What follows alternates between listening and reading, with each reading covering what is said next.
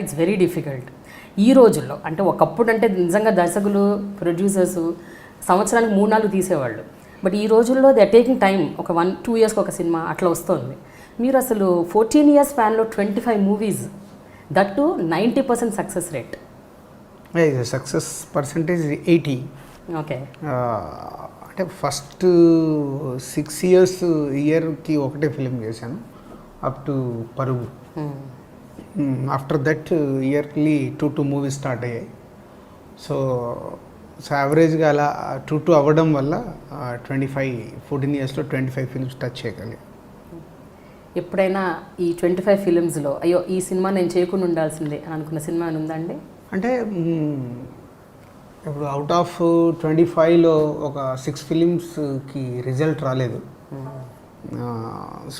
So many reasons. అంటే result రాలేదు కదా అని నేను ఎప్పుడు ఒకటే చెప్తాను, ఒక సినిమా సక్సెస్లో అందరం ఎలా అయితే కీ రోల్ పోషిస్తాము, ఫెయిల్యూర్లో కూడా అందరిదే. ఇప్పుడు ఒక డైరెక్టర్ నాకు కథ చెప్తేనే నేను సినిమా తీశాను, సో అది నాకు నచ్చితేనే నేను సినిమా తీశాను. సో ఇస్ ఎ ఫెయిల్యూర్లో నా రోల్ ఎక్కువ తీసుకుంటాను. సక్సెస్ కంటే ఫెయిల్యూర్లో ఎక్కువ నా రోల్ ఉంటుంది. ఓకే.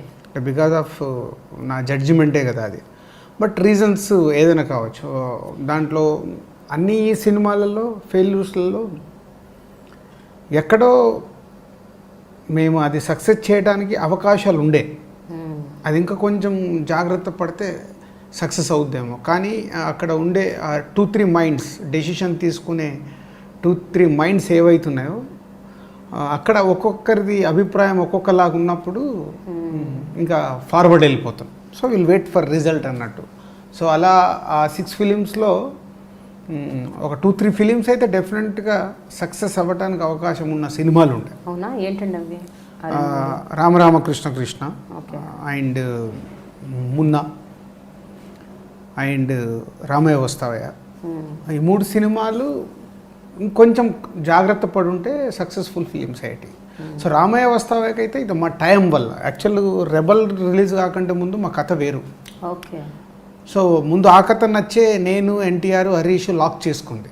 సో రెబల్ వచ్చిన తర్వాత మళ్ళీ ఫాదర్కు జరిగిందని కొడుకు రివెంజ్ తీసుకోవడం చిన్న సిమిలర్గా ఉందని వద్దనుకున్నాం. ఎలాగో ఇంకా షూటింగ్ స్టార్ట్ కాలేదు, కానీ అప్పుడు హరీష్ మళ్ళీ రీవర్క్ చేసి ఈ కథ చెప్తే బాగుంది కదా అనుకుని వెళ్ళాం. So is a time. Rebel release కంటే ముందు మా సినిమాకి స్టార్ట్ అయింటే మేము ఆ రాంగ్ స్టెప్ వేసేవాళ్ళం కాదు. సో ఇప్పుడు రామయ్య వస్తా ఫెయిల్యూర్ అనేది ఎవ్రీవన్. బట్ కథాపరంగా అది మంచి కథ అనుకుంటున్నారు. రామయ్య వస్తావయ్యా ఈ కథ కాదు, మా కథ వేరు, వేరేది. ఓకే. రెబల్ రిలీజ్కి ముందు మా కథ వేరు. జనరల్గా దిల్ రాజు గారు ఒక విషయం చెప్పండి, మీరు తీసిన ఈ 25 మూవీస్లో అంటే మీరు అన్నట్టు 6 సినిమాలే ఫెయిల్ అయ్యాయి. 6 కూడా కంప్లీట్ ఫ్లాప్స్ కావు. ఇప్పుడు ఓ మై ఫ్రెండ్ అంటే ఇట్స్ నాట్ కంప్లీట్ ఫ్లాప్ కాదు, రామరామ కృష్ణ కృష్ణ ఫ్లాప్ కాదు. That's what. సో రీజనబుల్లీ ఫెయిర్గా ఆడాయి, బట్ నాట్ అ హిట్. కానీ మీరు జనరల్గా ప్రతి సినిమా ఎంచుకునేటప్పుడు మీ జడ్జ్మెంట్ బిఫోర్ షూటింగే పర్ఫెక్ట్గా ఉంటుందని విన్నాను నేను. అంటే మీరు షూట్కి వెళ్ళే ముందే ఈ కథ గ్యారంటీగా ఆడుతుంది, ఈ కథకి గ్యారంటీగా రెస్పాన్స్ ఉంటుంది అన్నట్టే వెళ్తారు మీరు.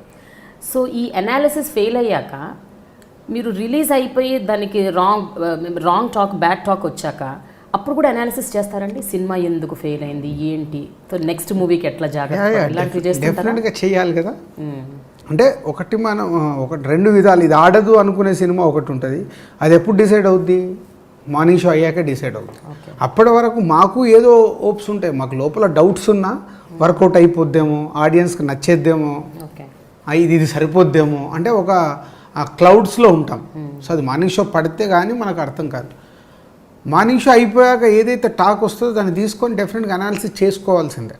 ఏమనుకున్నాము, ఇది అనుకున్నాము, ఆహా ఇది చేసుంటే బాగుండేది, ఇది తప్పు చేసాం, నెక్స్ట్ టైంలో ఇలాంటి మిస్టేక్ చేయకూడదు, స్ట్రిక్ట్గా ఉండాల్సిందే. అది డైరెక్ట్తో కానీ ఇంకా ఎక్కడ ఇలాంటి డిస్కషన్ వచ్చినా నా ఒపీనియన్స్ ఎలా అయితే ఉంటే దాని మీద స్ట్రాంగ్ ఉండాలి అని వెళ్ళాల్సింది ఉంటుంది. సో అదే రివ్యూ చేసుకోవాలి. జనరల్గా ఒకప్పుడు రామానాయుడు గారు, అశ్విని దత్ గారు, అల్లు అరవింద్ గారు, సురేష్ బాబు గారు ఇలాంటి ప్రొడ్యూసర్స్ని ఒక గౌరవంగా, ఒక మర్యాదగా, ఒక రెస్పెక్ట్తో చూసేవారు. పోను ఆ రెస్పెక్ట్ తగ్గిపోయింది ప్రొడ్యూసర్స్లో. ప్రొడ్యూసర్స్ అంటే ఎంతసేపు డబ్బు పెట్టేవాళ్ళు, లేకపోతే రియల్ ఎస్టేట్లో డబ్బులు మిగిలితే ఆ డబ్బుల్ని సినిమాలకు పెట్టేవాళ్ళు, ఇలా ఒక టాక్ వచ్చింది. ఈ టైంలో మీకు అగైన్ ద సేమ్ స్టేచర్ వచ్చింది. మళ్ళీ మిమ్మల్ని ఈరోజు రామానాయుడు గారితో, సురేష్ బాబు గారితో, అల్లు అరవింద్ గారితో అలాంటి గొప్ప గొప్ప ప్రొడ్యూసర్లతో మిమ్మల్ని కంపేర్ చేస్తున్నారు జనం. How do you feel that అండి? How do you take it? అంటే మీ చెవులో కూడా పడ్డాయా ఇలాంటి? అంటే అవన్నీ కామన్ అండి. సో ఇప్పుడు సక్సెస్లో ఉన్నప్పుడు ఇవన్నీ వస్తాయి. అంటే మీరు మధ్యలో ఫెయిల్ కూడా అయ్యారు కదా 2-3 సినిమాలు. అయినప్పుడు కూడా ఎలా చూస్తారనేది నాకు తెలుసు. సో నేను అది పెద్ద, అందుకే నాకు వేరియేషన్ లేదు.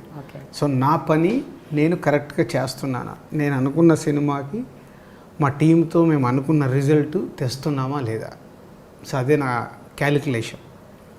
సో సక్సెస్ వచ్చింది, ఇండస్ట్రీ మెచ్చుకుంటారు, ఆడియన్స్ మెచ్చుకుంటారు, ఫెయిల్యూర్స్ వచ్చినప్పుడు మాట్లాడతారు, అవన్నీ వింటూ వెళ్ళడమే. ఓకే. బట్ మోస్ట్ అంటే ఇన్వాల్వ్ అయ్యి కమిటెడ్గా టోటల్ ఫోకస్డ్గా ఉండే ప్రొడ్యూసర్గా మీకు పేరుంది. అంటే no other producer had that name. నేను చెప్పేది అది.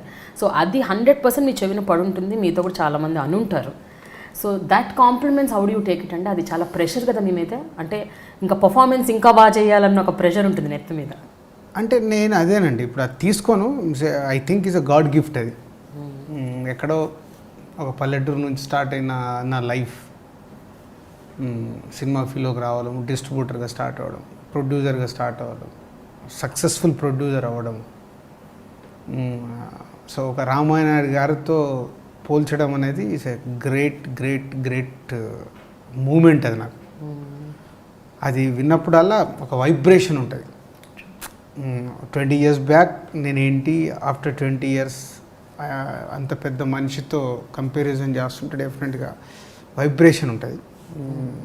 పోతే సేమ్ టైం అది తీసుకుంటే ఎక్కడ చెడిపోతానని కూడా భయం ఉంటుంది. సో అందుకే నేను తీసుకోను. ఓకే. ఎప్పుడు అనుకుంటుంటారు జనరల్గా ఒక వ్యక్తి సక్సెస్ అయ్యాడంటే వాళ్ళకేముంది, వాళ్ళ వెనక చాలా ఆస్తి ఉంది, డబ్బు ఉంది, లేకపోతే వాళ్ళ వెనక ఏదో బ్యాక్గ్రౌండ్ ఉంది, oh it's easy for them అంటారు. ఏ బ్యాక్గ్రౌండ్ లేదు మీకు, కనీసం ఆస్తిపాస్తులు కూడా అంత గొప్పగా ఏమీ లేవు. You started completely with zero. Almost అనుకోండి. హైదరాబాద్కి వచ్చింది జీరో. అండ్ మీరు ఉన్నది అసలు సినిమా ఇండస్ట్రీకి సంబంధం ఏమాత్రం లేని ఒక ఫీల్డ్, ఆటోమొబైల్ ఫీల్డ్ నుంచి వచ్చారు మీరు. అంటే అంటే మీకు ఆ రోజుల్లో అనుకున్నారండి ఒక 15 ఏళ్ల తర్వాత 20 ఏళ్ల తర్వాత ఇలా నేను ఇంత సక్సెస్ అవుతాను, నాకంటూ ఒక పేరు ఉంటుంది, నాకంటూ ఒక రికగ్నిషన్, అంటే ఎనీ డిడ్ యూ డ్రీమ్?